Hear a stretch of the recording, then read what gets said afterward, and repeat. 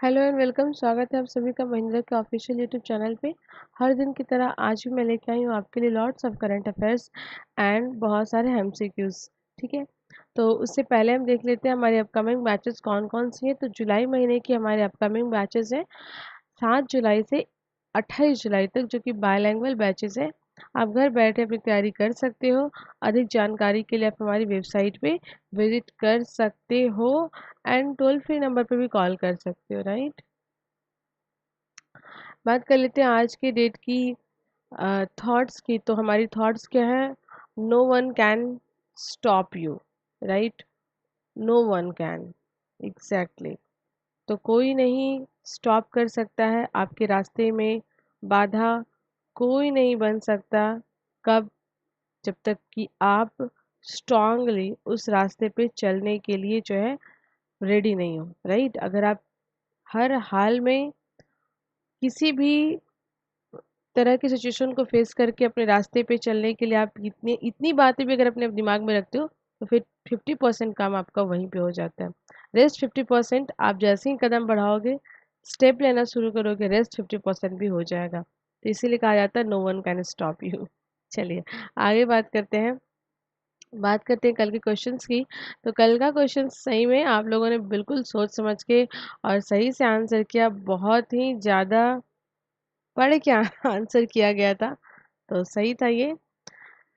चलिए, आंसर करने वाले राकेश महतो, पलक शुक्ला, आशीष सिंह, सरिता रावत, और यहाँ पे हम देखेंगे रति रंजन नायक, अभिनव कुमार, रवि प्रकाश यादव, अमित शर्मा, मनीष चौधरी, नीलू कुमारी। उसके बाद हम देखेंगे सौरजीत घोष, राजवीर कपूर, और यहाँ पे प्रतीक मिश्रा है, शुभम कश्यप है, ज्योति साहू है। उसके बाद हम यहाँ पे देखेंगे विनार है एंड संत गौतम, एंड उसके बाद क्या है, विजय भगत। तो इतने सारे स्टूडेंट ने क्या किया था, सही आंसर किया था। चलिए आगे बात करते हैं हम यहाँ पे नेक्स्ट हाइलाइट्स की तरफ। तो नेक्स्ट हमारा हाइलाइट्स क्या है?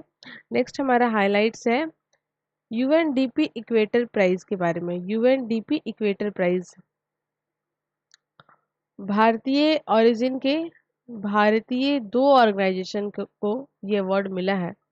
देख लेते हैं क्या है। देखिए, टू इंडियन और हम बात कर सकते हैं कम्युनिटी या ऑर्गेनाइजेशन जिनको इस साल यूएनडीपी इक्वेटर प्राइज मिला है। ये बहुत ही ज़्यादा एक्सेप्शनल और बहुत ही ज़्यादा प्रेस्टिजियस अवार्ड माना जाता है। ये अवार्ड एग्जीबिशन, इनोवेटिव, लोकल और वेरियस नेचर बेस्ड सॉल्यूशन पे जो काम करते हैं, क्लाइमेट चेंज, बायोडाइवर्सिटी लॉस और इन सब चीज़ों को देखते हुए जो काम करते, डेवलपमेंट का काम करते, उन्हीं को ये अवार्ड मिलता है। ठीक, तो अब हम देख लेते हैं इस अवार्ड की अगर हम बात करते हैं। तो इस अवार्ड के तहत 10,000 जो है यूएसडी डॉलर कैश दिया जाता है, प्राइज मनी है ये। हमारे इंडिया से जो दो ऑर्गेनाइजेशन जीते हैं वो कौन कौन से हैं आप देख सकते हैं यहाँ पे। स्नेहा कुंज ट्रस्ट पहले ऑर्गेनाइजेशन है, और दूसरा है अधिमलाई। आप देख सकते हो अधिमलाई फहजान गुडियार प्रोड्यूसर कंपनी लिमिटेड। ठीक है, तो ये इम्पॉर्टेंट है, नाम थोड़ा कॉम्प्लिकेटेड है बट आपको याद रखना होगा, थोड़ा सा एक बार पढ़ना पड़ेगा। अब ये दोनों जो ऑर्गेनाइजेशन को मिला है, तो इससे अगर हम बात करें तो ये दो ऑर्गेनाइजेशन जो है 255 कम्युनिटीज जो कि 80 कंट्री से बिलोंग करते थे उनमें चुने गए हैं। 225 कम्युनिटीज जो कि 80 कंट्री को रिप्रेजेंट करते हैं, उनमें से ये दो चुने गए हैं। जो अवार्ड सब जो सेरेमनी होगा वो अक्टूबर में होगा इस साल। अभी सिलेक्शन की प्रक्रिया चली है। वैसे ये अवार्ड दिया कब से जाता है? तो 2000 से दिया जाता है, यानी 2002 से जो है 2002 से ये यूएनडीपी इक्वेटर प्राइज देने की प्रक्रिया प्रारंभ हुई है। बात कर लेते हैं इन दोनों ट्रस्ट की अगर हम। ठीक है, तो पहली ट्रस्ट जो मिल रही है हमें अदामलाई पजहान गुडी गुडिनियार प्रोड्यूसर कंपनी लिमिटेड। तो इसकी बात अगर हम करें तो ये रन एंड मैनेज की जाती है पूरी तरह से इंडिजिनसली, कहाँ पे, अगर हम बात करें तो नीलगिरी बायोस्फीयर, तो नीलगिरी बायोस्फीयर रिजर्व में जो आसपास की कम्युनिटीज़ हैं उनके द्वारा ये पूरी तरह से मैनेज की जाती तमिलनाडु वाले प्रांत में। ये कंपनी और ये कम्युनिटी के लोग जो इस काम में लगे हुए हैं, लगभग आप देख रहे हो यहाँ पे, तो काफ़ी साल से पास्ट 8 ईयर से इस काम में ये सब लगे हुए हैं। और इस कंपनी के कारण आसपास के 147 विलेजेस में जो है लाइवलीहुड कंडीशंस जो है अच्छी हुई है। मार्केटिंग, प्रोसेसिंग और जितनी भी चीज़ें जो कि डिपेंड करती है फॉरेस्ट पे, क्रॉप से संबंधित, हार्वेस्टिंग कल्चर से संबंधित, उन सब चीज़ों में क्या हुआ, काफ़ी ज़्यादा इजाफा हुआ है। और जो इनकी लाइवलीहुड है ये भी अच्छी हुई है, साथ ही साथ प्रोडक्ट की क्वालिटी भी इन्होंने काफ़ी इन्हांस की है। सेकेंड की बात कर लेते हैं। सेकेंड जिनको ये अवार्ड मिला है वो है स्नेहा कुंज ट्रस्ट। तो स्नेहा कुंज ट्रस्ट जो है पिछले 45 वर्षों से जो है इस फील्ड में काम कर रहा है। इनकी अगर हम बात करें तो बेसिकली ये कोस्टल इकोसिस्टम सेंसिटिव वेटलैंड, ठीक है, और कर्नाटका कोस्ट एंड वेस्टर्न घाट के कोस्टल रीजन्स पे फोकस है। इनका काम उसी क्षेत्र में होता है। यहाँ आसपास की जो कम्युनिटी होती है वो इन सभी के साथ मिलकर के, सेल्फ हेल्प ग्रुप के साथ मिलकर के जो है यहाँ पे काम करते हैं। अब सिंपल समझ में आ रहा है कि कोस्टल रीजन्स में तो ऑब्वियस सी बात है कोस्टल से संबंधित क्या होगा, कुछ ट्रेडिशन जो प्रैक्टिसेस होंगे, नेचर बेस्ड प्रैक्टिसेस होंगे, ठीक है, उनको ये फॉलो करते होंगे और यहाँ पे अपना वर्क जो है स्टार्ट करते होंगे। सबसे पहले अगर बात करें तो फर्स्ट ब्लू कार्बन प्रोजेक्ट जो है स्नेहा कुंज के द्वारा ही क्या किया गया था, यूज़ किया गया था अपने इंडिया में। चलिए, और हम बात कर लेते हैं इस यूएनडीपी इक्वेटर प्राइज़ के लिए विनर का सिलेक्शन कैसे होता है। तो देखिए टोटल जो है हम देख रहे हैं पार्टिसिपेट करने वाले लोग कितने थे, 600, और ये 126 कंट्री को रिप्रेजेंट करते हैं। अब इनमें क्या होता है, एक टेक्निकल टीम होती है, एडवाइजरी कमेटी होती है, जो इनके एग्जीबिशन, इनके वर्क परफॉर्मेंस और प्रीवियस जो पैरामीटर मैंने आपको बताए थे उनके आधार पे ये जज करते हैं कि कौन सी जो है ऑर्गेनाइजेशन या बॉडी किस तरीके से काम करी है, उनको ये अवार्ड मिलता है। ठीक, चलो आगे बात करते हैं। सारी बातें हिंदी में मेंशन की गई है। नेक्स्ट हाईलाइट की बात करें हम तो रेलवे से संबंधित है। ये सक्सेसफुली ट्रायल मूवमेंट था ट्रेन का बिटवीन, आप देख सकते हो जयनगर एंड उसके बाद कहाँ देख सकते हो, कुर्था, ठीक है, जो कि नेपाल में है। तो इन दोनों के बीच में क्या है, सक्सेसफुल ट्रायल किया गया है रेलवे का, जो कि सक्सेसफुल हो चुका है। आगे बात कर लेते हैं हम। तो यहाँ पे देखिए लेंथ जो है रेलवे सेक्शन का वो कितना है, 34.50, and first section of the railway जो कि लिंक कर रही है दोनों कंट्री को, वो क्या बन गई है आपकी, कुर्था टू मोतिहारी डिस्ट्रिक्ट। मोतिहारी कहाँ है, ऐसे तो ये सॉरी यहाँ पे आप देखेंगे जो है महोत्तरी डिस्ट्रिक्ट, सॉरी, तो महोत्तरी डिस्ट्रिक्ट जो कि नेपाल का है। एंड यहाँ पे हम देखेंगे जयनगर जो कि अपने मधुबनी यानी बिहार की बात करें, मधुबनी डिस्ट्रिक्ट यानी कि बिहार। आगे बात कर लेते हैं टोटल कॉस्ट कितना लग रहा है, तो 619 करोड़ रुपए की लागत लगी है। बनाने वाली ऑर्गेनाइजेशन कौन सी है, इरकॉन के द्वारा ये सेटअप किया गया है। आप देख सकते हो जयनगर एंड कुर्था रेलवे कहाँ पे आ रहा है, ये इंडिया और नेपाल की फ्रेंडशिप ट्रीटी का क्या है, नतीजा है। रेलवे के अगर बात में करें हम कि कौन से रेलवे में ये आता है, तो ये ईस्टर्न ईस्ट सेंट्रल रेलवे का पार्ट है। और अगर हम बात करें इस सेंट्रल रेलवे के जो चीफ पब्लिक रिलेशंस ऑफिसर है राजेश कुमार जी हैं, इनका कहना है कि अभी तो जस्ट ये प्रारंभ हुआ है और भी कुछ कुछ बेसिक नीड्स यहाँ बची हुई है, कुछ फॉर्मेलिटीज़ बची हुई हैं, तो उनको कर दिया जाएगा। तो जल्दी ही दोनों कंट्री के बीच में एक अच्छा इनिशिएटिव लिया गया है। और बात करें हम तो देखिए ये जो 34 किलोमीटर का है, ये 2 फेज़ में पहले तो बनाए जाएंगे, फिर एक और फेज़ एक्सटेंडेड होगा। तो पहला जो फेज़ है वो आप देख सकते हो, है ना, पहला फेज़ तो हो चुका है। सेकेंड जो फेज़ स्टार्ट होगा पहला फेज तो हो चुका है जो अभी आपने देखा, ठीक है। और सेकेंड जो फेज होगा वो कहाँ से होगा, कुर्था के बाद, ठीक है। कुर्था के बाद ये जो होगा आपके भगेहा जगह है नेपाल में, वहाँ से फिर ये नेक्स्ट आगे बढ़ेगा, मतलब नेक्स्ट 17 किलोमीटर जो है कुर्था के बाद भगेहा आगे बढ़ेगा। एंड उसके बाद थर्ड भी इनका फेज होगा जो कि आपका शुरू होगा कहाँ से, आपके भगेहा से ही शुरू होगा, ये जो है बर्दीबास तक जाएगा, राइट। तो ये पूरा रोड मैप तैयार किया गया है। आगे बात कर लेते हैं इरकॉन के बारे में, क्योंकि पूरा का पूरा जो मैटर है वो इरकॉन पे ही डिपेंडेड है, यानी इंडियन रेलवे कंस्ट्रक्शन लिमिटेड, है ना, इनकी बात कर रहे हैं हम। ये क्या है, एक तरह की सब्सिडरीज है, ठीक। किसकी सब्सिडरी है, तो Indian railway and construction engineering corporation, इनकी सब्सिडरी है। और अगर हम बात करें तो ये स्पेशलाइज है किस सेक्टर में, इंफ्रा एंड ट्रांसपोर्ट के सेक्टर में ये स्पेशलाइज है। स्टैब्लिश 1976 में हुई थी। प्राइमरी काम वही है, रेलवे के बहुत सारे वेरियस प्रोजेक्ट को देखना।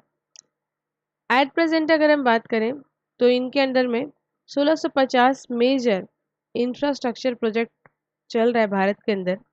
और अगर और बात करें तो 31st कंट्री के साथ वर्ल्ड वाइड जो है ये लगभग 900 प्रोजेक्ट पे काम कर रहे हैं। चेयरमैन की बात करें तो इसका चेयरमैन आप याद रखोगे, इरकॉन के चेयरमैन कौन है, M.K. सिंह, ठीक है, प्रेजेंट चेयरमैन है।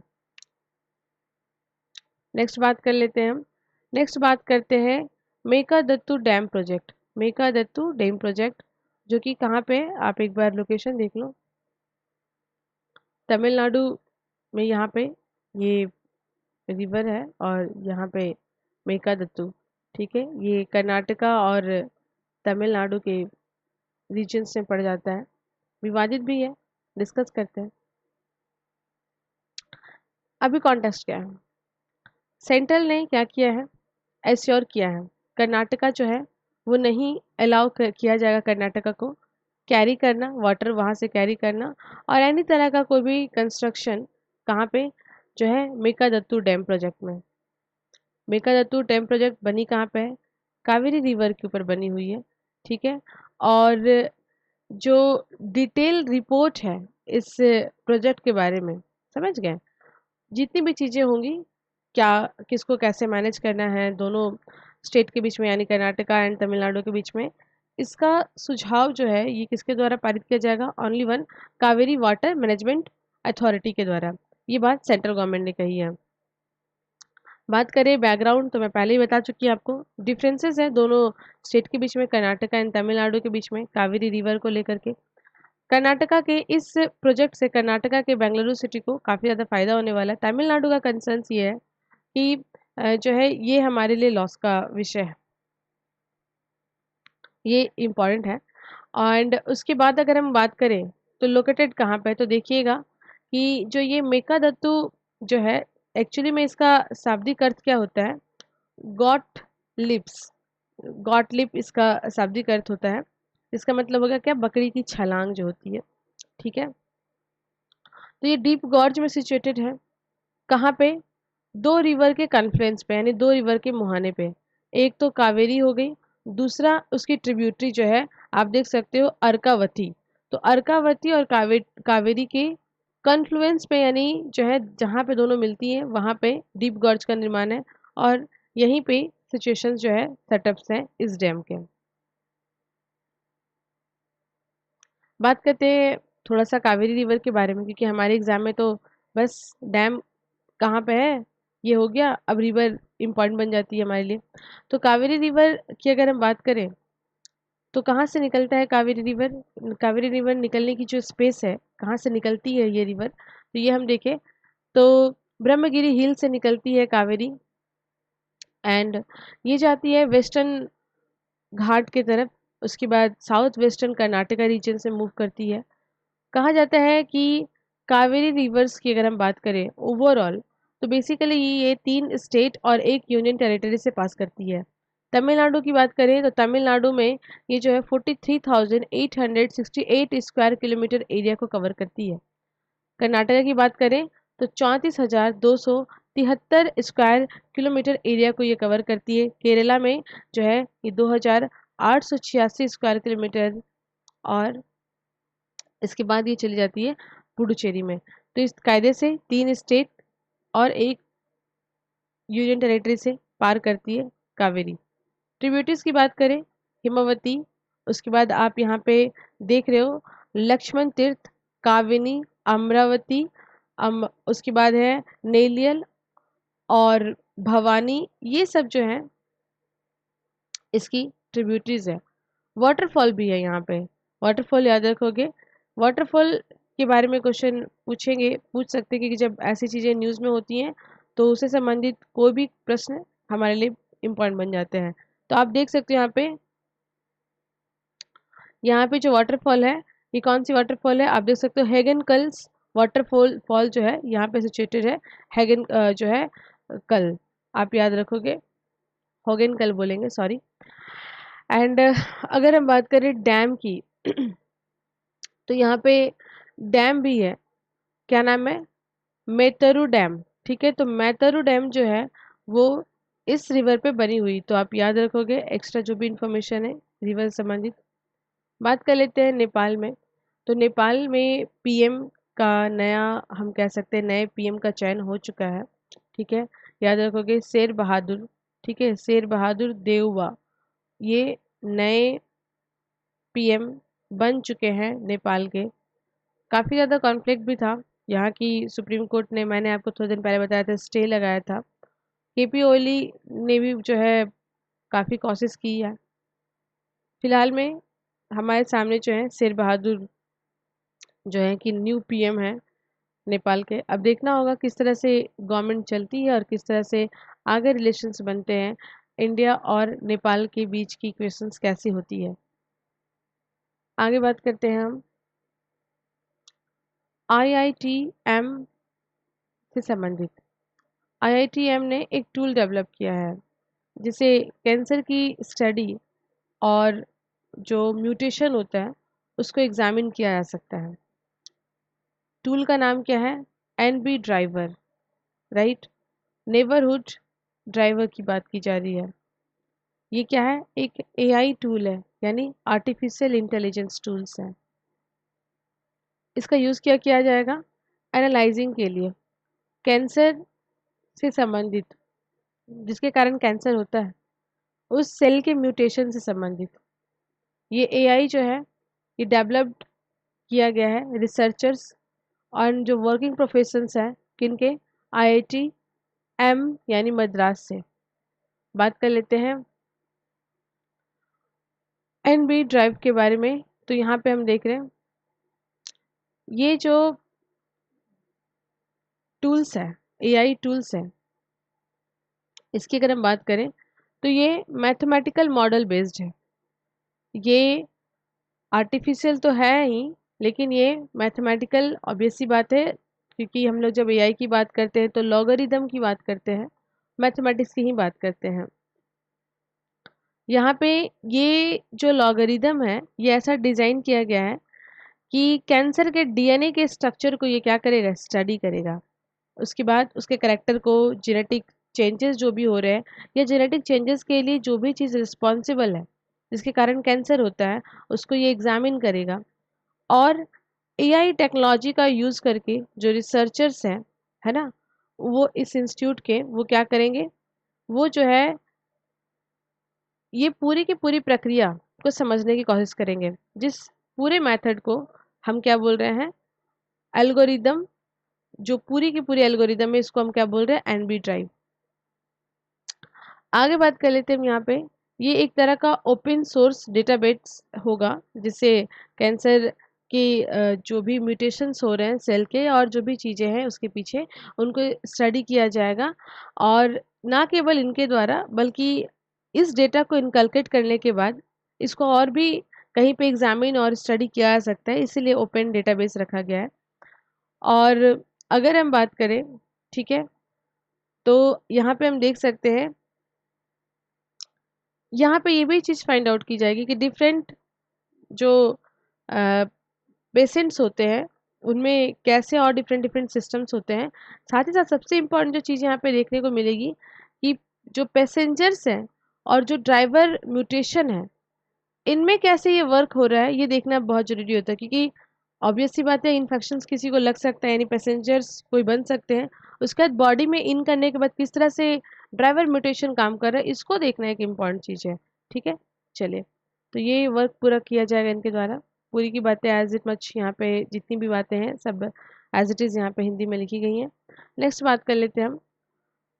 नेक्स्ट जो हमारा है वो है किस संबंधित, ये गेम से संबंधित है, ग्रां प्री से संबंधित है। ब्रिटिश ग्रां प्री लुइस हैमिल्टन ने जीता है। अब यहाँ पे हम देख लेते हैं लुइस हैमिल्टन जो कि खुद ही यूके से है और इन्होंने जीता है फार्मूला 1 ब्रिटिश ग्रां प्री, ठीक है, सिल्वर स्टोन। और ये इनका 8वां रिकॉर्ड है, ये लगातार 8वीं बार। वैसे अपने पूरे लाइफ में अगर हम बात करें अभी तक जितने भी इन्होंने गेम खेले हैं जीते हैं, तो 99th अपने करियर का जो है ये जीते हैं। और अगर बात की जाए वर्ल्ड चैंपियनशिप लेवल की, वर्ल्ड लेवल पे चैंपियनशिप की, तो 7th टाइम्स था ये इसका। तो ये काफ़ी ज़्यादा इम्पोर्टेंट है। बात कर लेते हैं अबाउट किसके बारे में, ब्रिटिश ग्रां प्री के बारे में। तो ये जो है ऑर्गेनाइज किया जाता है किनके द्वारा, रॉयल आप देख सकते हो ऑटोमोबाइल क्लब के द्वारा। पहली बार 1926 से स्टार्ट हुआ था और 1948 से ये हर साल होता है, एनुअली होता है। वैसे 1950 से अगर हम बात करें, ठीक है, तो यहाँ पे जो है इसको ऐड ऑन कर लिया गया फार्मूला 1 के साथ। और जो है FIA फार्मूला 1 आप देख रहे हो। तो अभी क्या है कॉन्टेक्स्ट हमारे लिए यही याद रखना है कि लुइस हैमिल्टन ने क्या किया है, इस ग्रां प्री को यानी ब्रिटिश ग्रां प्री को जीता है, राइट। चलिए बात कर लेते हैं इम्पोर्टेंट और भी ज़्यादा है ये क्या, अभी कुछ दिन पहले ICC न्यूज़ में था, जो चेयरपर्सन है उन्होंने क्या किया, रिज़ाइन किया। हालांकि पहले उन्होंने बता दिया था कि हम जो है रिज़ाइन करेंगे। अच्छा, अब यहाँ पे हम देख लेते हैं नए नए कुछ कंट्री ICC के मेंबर बने हैं। अच्छी बात है ना क्रिकेट प्रेमियों के लिए। तो हम देख लेते हैं 78 जो आम बैठक हुई थी, यहाँ पे नए मेंबर कौन कौन से बने, मंगोलिया है ना, ताजिकिस्तान एंड स्विट्जरलैंड। ठीक है, तो ये जो है इम्पॉर्टेंट है, याद रखेंगे। चलिए बात कर लेते हैं करंट अफेयर बेस्ड MCQ की। पेगासस ये क्या है, मुझे ये आज मैं अभी आपके साथ थोड़ा सा डिस्कस कर देती हूँ। वैसे मैं कल आपके साथ ये डिटेल से डिस्कस करूँगी, काफ़ी लंबे आर्टिकल्स थे और बहुत ज़्यादा ही फिर न्यूज़ हो जाते, तो इसको मैं थोड़ा सा कल के लिए रखी हूँ। ठीक है, तो पेगासस के बारे में आप थोड़ा सा वैसे देख लो, ये है क्या, याद रखोगे। ये एक जो है इसराइल बेस्ड हम बात कर रहे हैं, ये एक स्पाईवेयर है, काफ़ी न्यूज़ में रहा दिन भर। ठीक है, इसको डिस्कस करेंगे। फिलहाल आप ये जान के रखिए ये क्या है, स्पाईवेयर है, इसराइल बेस्ड NGO उससे संबंधित है ये। ठीक है, चलिए बात कर लेते हैं हम यहाँ पे next. Which of the following state has been launched the, आप देख सकते हो, Mukhyamantri Kisan Mitra Yojana to provide financial support to the farmers. कौन सा स्टेट जो है ये मुख्यमंत्री किसान मित्र योजना शुरू किए हैं, तो आंसर क्या होगा, ऑप्शन आपके सामने दिख रहा है, वेस्ट बंगाल, राजस्थान, केरला, आंध्र एंड क्या है, उड़ीसा। तो आंसर क्या होगा, याद रखेंगे, सेकेंड नंबर क्वेश्चन का आंसर है आंध्रा। ठीक है, और इससे पहले इस तरह की योजना जो है राजस्थान सरकार के द्वारा भी चलाई गई थी, राइट। चलिए थर्ड नंबर की बात कर लेते हैं हम यहाँ पे। थर्ड नंबर क्वेश्चन क्या है, अकॉर्डिंग टू रिसेंट, यहाँ पे रिसेंटली जो सर्वे हुआ, ठीक है, how much percentage of frequency of जो है cyclone in the Arabian sea has increase between 1982 से 2009 तक 19 तक। तो 1982 से 2019 तक साइक्लोन की जो फ्रीक्वेंसी है अरेबियन सी में वो कितनी बढ़ी है। तो 3 नंबर क्वेश्चंस में ये थोड़ा सा इस तरह के क्वेश्चन जो फैक्चुअल क्वेश्चन होते हैं उसको आपको ध्यान में रखना है, याद रखना है, ठीक है।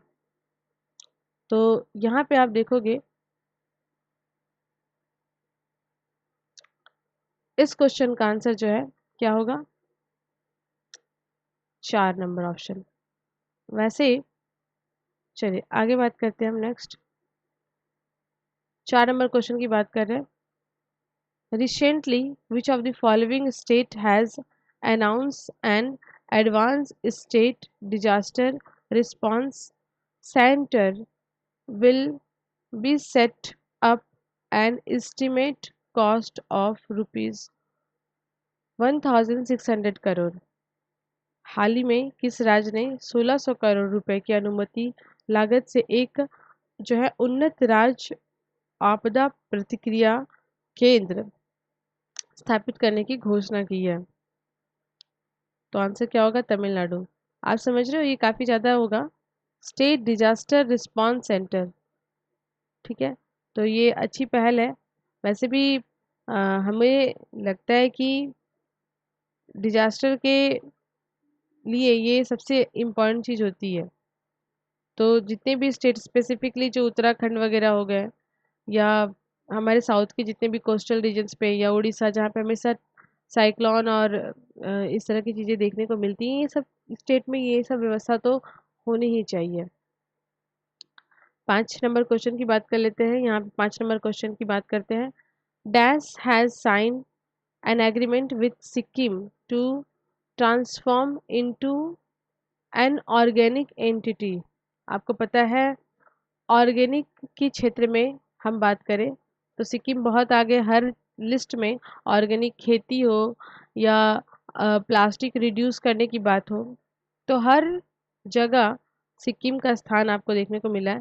फिलहाल आपको बताना है सिक्किम के साथ जो है किसने एग्रीमेंट किया है, दिल्ली, गोवा, पुडुचेरी, केरला और लद्दाख। तो 5 नंबर का आंसर क्या होगा, याद रखेंगे 5।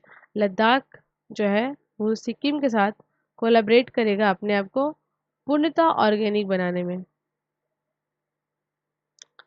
Which of the following state government launched the Chief Minister's COVID-19 Windows Support Scheme?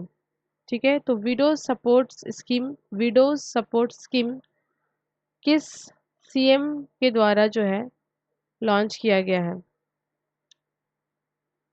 Kerala, Assam, waste Bengal, Orissa और क्या है, मणिपुर।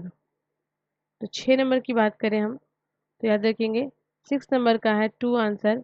आसम गवर्नमेंट ने विडोज महिलाएं जो होती हैं जिनके हस्बैंड की डेथ हो जाती है कोविड-19 के कारण, जिनकी स्पेसिफिकली हुई है, उनको सपोर्ट देने के लिए ये स्कीम लॉन्च की है।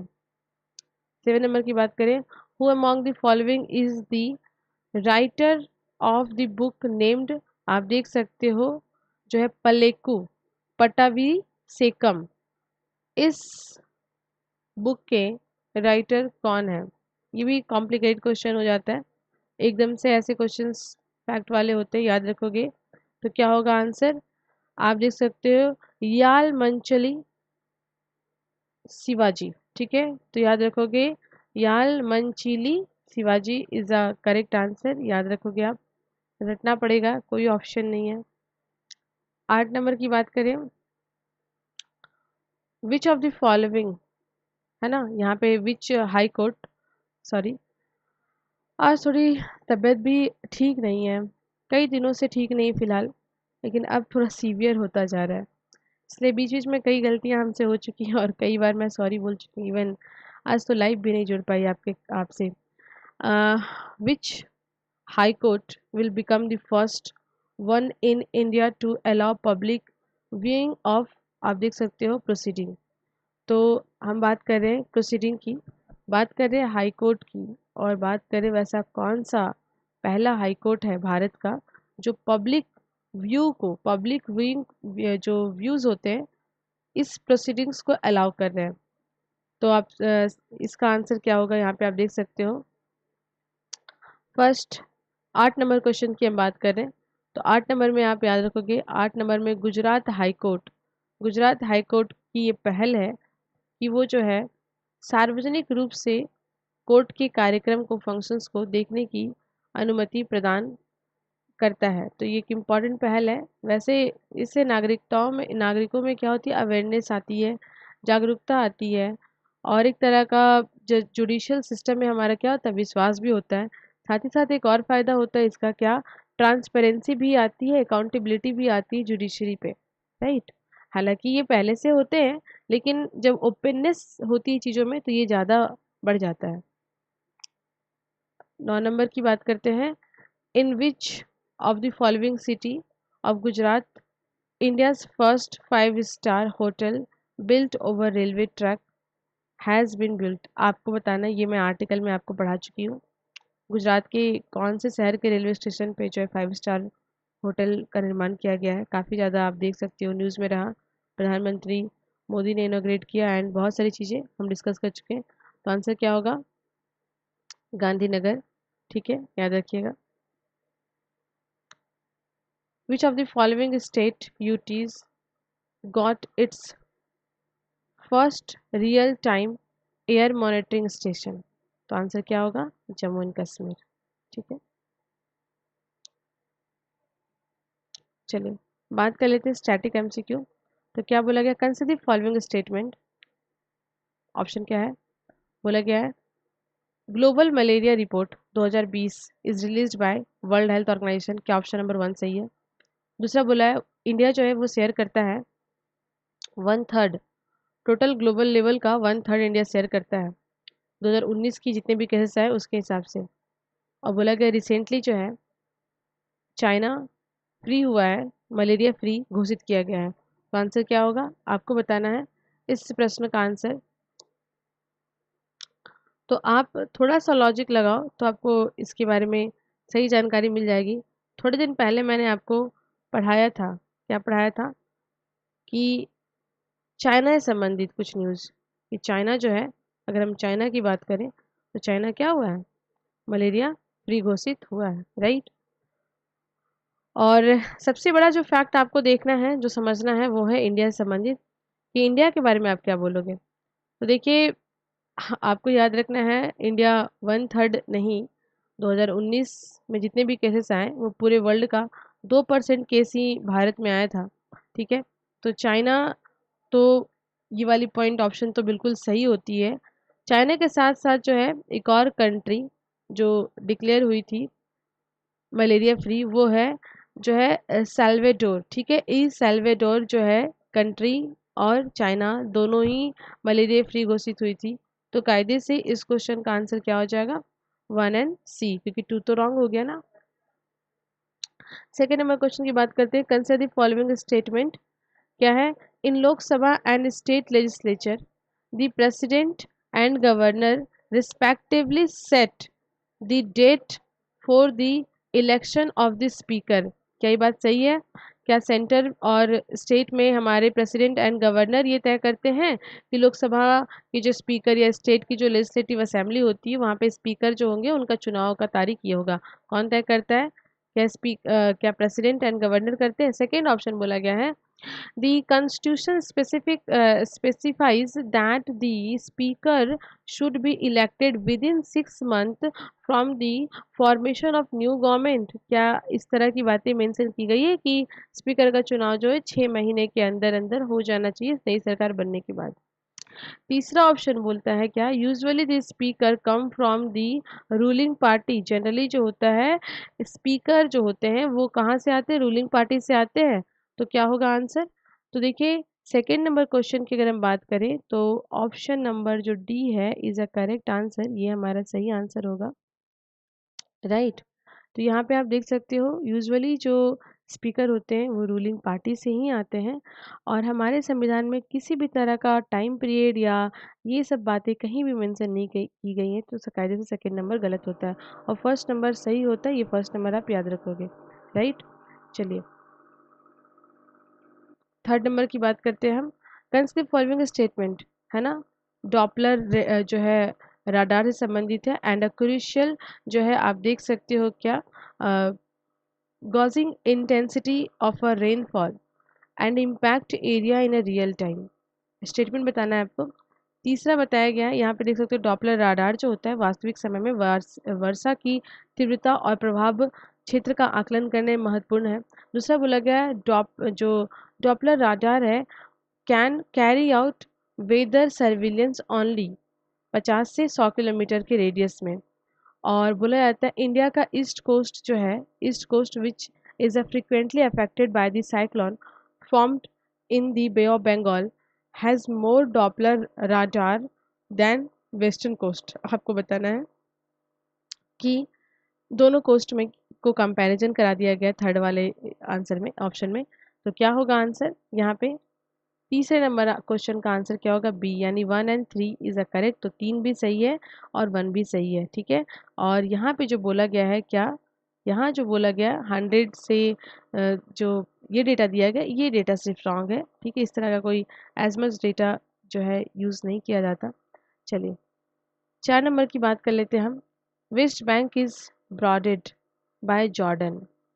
वेस्ट बैंक की जो सीमा है वो यहाँ पे आप देख सकते हो, सॉरी ये ऑप्शन में ही है, ये डैश है यहाँ पे, और यहाँ पे आपको बताना है। ऑप्शन दिए गए 4, जॉर्डन है और उसके बाद मेडिटेरियन सी है, ठीक है, एंड थर्ड इजराइल है, और फोर्थ जो है वो क्या है आपका? डेड सी। तो ये 4 ऑप्शन है, आपको बताना है वेस्ट बैंक किससे टच करता है। तो 4 का आंसर जो है याद रखोगे यहाँ पे 1 एंड 3, 1 3 4। 1 यानी जॉर्डन है ना, 3 इजराइल एंड 4 क्या हो गया आपका? डेड सी, ठीक है। मेडिटेरियन सी यहाँ आता नहीं, क्योंकि आप खुद भी लॉजिक लगा सकते हो मैप अगर आपके दिमाग में हो तो। चलिए बात कर लेते हैं यहाँ पे 5 नंबर में। Consider the following statement regarding Indian Ocean Rim Association, है ना।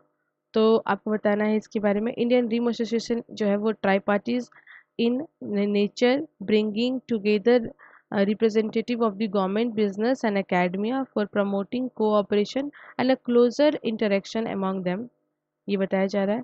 सेकंड बोला गया है क्या? It is based on the principle of open जो है regionalisms for strengthening economic cooperation. Third बोला गया है क्या?